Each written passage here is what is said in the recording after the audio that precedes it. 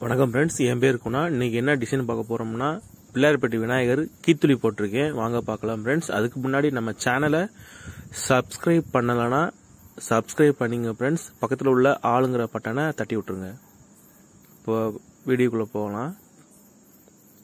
பாருங்க, இப்போ பிள்ளையார்பட்டி விநாயகருக்கு வந்து கீத்துளியை போட்டுக்கிட்டு இருக்கேன்.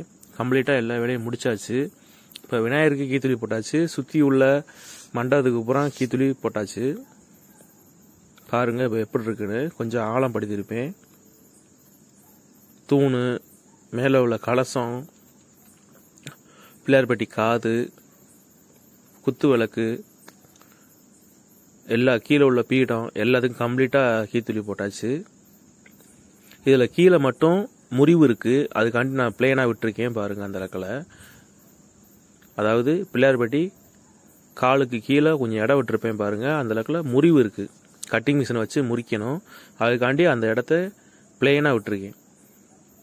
நான் வந்து ஒவ்வொரு வீடியோலையும் இந்த பேனா வைப்பேன். பாருங்க, அது எதுக்குன்னா ஒரு பேனாவோட சைஸு உங்களுக்கு தெரியும். அதை மெஷர்மெண்ட் கணக்கு பண்ணி நம்ம அந்த ஒரு உருவம் எவ்வளோ பெருசு இருக்குன்னு ஒரு கணக்கு பண்ணி பார்த்துக்கலாம். அதுக்காண்டி அந்த பேனா வைக்கிறேன்னா. இது 5 கலசம் உள்ள பிள்ளையார்பட்டி விநாயகர். எப்படி இருக்குன்னு சொல்லுங்கள் ஃப்ரெண்ட்ஸ். ஏதாவது டவுட்னா கமெண்ட் செக்ஷனில் கமெண்ட் பண்ணுங்கள். அவ்வளோதான் ஃப்ரெண்ட்ஸ் இந்த வீடியோ. பாய்.